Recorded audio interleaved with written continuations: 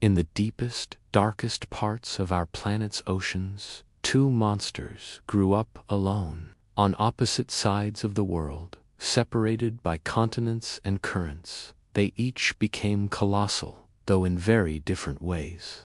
One is a living spear, built for speed and reach. The other is a tank, packing unimaginable mass into a stocky, powerful body. They have never met, yet evolution whispered the same secret to both of them. Get big, and you can survive the dark. This is the story of the giant squid and the colossal squid, two titans born from the same idea but shaped by different worlds. The ocean is a place where size is often the answer. In the black corridors, far below the waves, where light gives up and pressure becomes a crushing, constant force, animals face the same basic problems: find oxygen, find food, and use as little energy as possible doing it. In two very different corners of this deep, dark world, evolution arrived at the same solution for two different animals: just make them enormous. On one side, you have the giant squid, the legendary hunter of sailors' tales, a long, streamlined creature known mostly from washed-up specimens and the beaks found in whale stomachs. On the other side is the colossal squid, a true heavyweight of the abyss. It's shorter than the giant squid, but far heavier, with a body that can outweigh small boats. To a casual observer, they might look similar, but look closer, and their differences tell a fascinating story about strategy, environment, and the incredible power of evolution. Now, you might think they're close cousins, but that's not quite right. They belong to the same broad group of squids, but their family trees split a long, long time ago, maybe tens of millions of years in the past. We think their last shared ancestor was a much smaller, primitive, deep-sea squid. Fossils of soft-bodied creatures like squids are incredibly rare. So much of what we know comes from studying their hard, parrot-like beaks and the few preserved bodies we've found. So, they didn't inherit their gigantic size from some ancient, giant ancestor. Instead, both lineages grew to enormous sizes, completely independently of one another. This makes them a perfect example of what scientists call convergent evolution: different species, living in different places, developing similar traits to solve similar problems. It's like two different engineers, without ever speaking to each other, designing similar solutions to the same engineering challenge. Let's start with the more famous of the two, the giant squid. This is the graceful, elongated giant of myth and legend. When its arms and two long feeding tentacles are fully stretched out, it can reach lengths of up to 45 feet. Its entire body is built for speed and reach. Those two feeding tentacles are incredible weapons. They can snap out in a fraction of a second to seize prey, and the ends are covered in clubs lined with suckers. Each sucker has a ring of tiny, sharp teeth, perfect for gripping fast, slippery animals like fish or other squids that live in the midwater twilight zone. And then there are its eyes. The giant squid has some of the largest eyes in the entire animal kingdom, as big as dinner plates. These massive lenses are designed to capture every last photon of light that trickles down from the surface. Combine those eyes with a slender, torpedo-shaped body and powerful jet propulsion, and you have a predator built to spot the faintest movement in the dark and react with explosive speed. It's a rechaned rocket hunter. The colossal squid, however, tells a completely different story. It's shorter than the longest giant squid, but it is vastly heavier. Based on the few specimens we've recovered, estimates suggest they can weigh well over 1,000 pounds, with some individuals approaching 1,300 pounds. This makes them one of the heaviest invertebrates ever known. Its body is stocky, solid, and incredibly muscular. It's less of a torpedo and more of a battering ram, and its weapons are different, too. Instead of just suckers, the colossal squid's tentacles are armed with swiveling, razor-sharp hooks.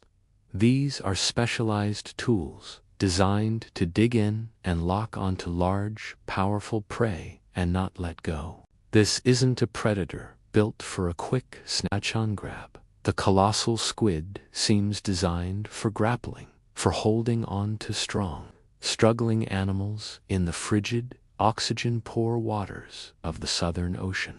Its massive body is like a tank, storing energy, heat, and oxygen for long, slow, ambush-style attacks. So why the difference? It comes down to where they live. Geography and temperature are powerful forces that shape biology. Giant squids are found in temperate oceans all around the world. Their size is likely a result of something called deep-sea gigantism. In the stable, high-pressure and cold environment of the deep, animals often evolve to be much larger. It's a pattern we see across many different types of creatures. The colossal squid, on the other hand, lives exclusively in the icy waters around Antarctica. It's a product of both deep-sea gigantism and polar gigantism. Cold water slows down metabolism, which favors a larger body size for retaining heat. A bigger body can also store more oxygen, which is a huge advantage in the cold, oxygen-scarce Southern Ocean. The colossal squid basically got a double dose of evolutionary pressure to become massive, resulting in a body that is incredibly heavy for its length. So, while both species converged on the idea of being gigantic, they did it under slightly different circumstances, and their designs reflect that. Being big solves a lot of problems in the deep sea. A larger body can store more oxygen for longer dives. It uses less energy relative to its mass, and it makes you a much harder target for predators. Bigger squids can also hunt bigger prey and can survive for longer periods between meals by relying on their body's reserves. But being a giant also has its drawbacks. Bigger animals need more food, and in the vast, patchy emptiness of the deep sea, finding that next meal can be a huge gamble. Both squids solve this problem differently. The giant squid uses its speed and reach to hunt agile prey over large areas. The colossal squid uses its immense power and grappling hooks to subdue tougher, more substantial meals. Both, however, rely on a common tool, a sharp, powerful beak made of chitin. This beak is like a pair of scissors and a nutcracker combined, a perfect tool for dismantling prey that can't be swallowed whole. And their lives intersect with one common, formidable enemy, the sperm whale. Sperm whales are the only predators we know of that are capable of hunting both of these titans on a regular basis. They dive thousands of feet into the abyss, using their powerful sonar to locate these massive squids. The scars, sucker marks, and hook gashes found on the bodies of sperm whales, along with the thousands of squid beaks found in their stomachs, tell a story of epic, brutal battles fought in total darkness. For every evolutionary move a squid makes to get bigger or stronger, the sperm whale responds by evolving deeper, longer, and more skillful hunting techniques. It's important to remember that we're still piecing this story together. The fossil record is sparse, and we rely on indirect evidence. Our estimates for their speed, for example, are based on their body shape and observed escape responses, not from tracking them in their natural habitat. Likewise, our knowledge of their maximum weight is limited by the very small number of intact specimens ever found. Science moves forward with the best evidence we have, and for creatures that live where humans can barely go, every new discovery can change what we thought we knew. But there's a kind of poetry to this science. These two enormous animals evolved in isolation, in separate oceans, completely unaware of each other's existence. They never fought over the same hunting grounds or competed for resources. And yet, nature guided them to the same fundamental conclusion: get huge. It's a reminder that evolution is both incredibly inventive and surprisingly conservative. Given similar problems and similar raw materials, it will often sketch the same masterpiece more than once. What would it take for a third, truly gigantic squid to evolve?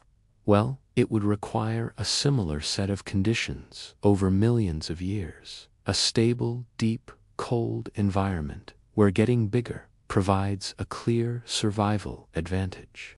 We might even be seeing hints of this in other large deep-sea squids, but becoming a true giant is a long and uncertain process.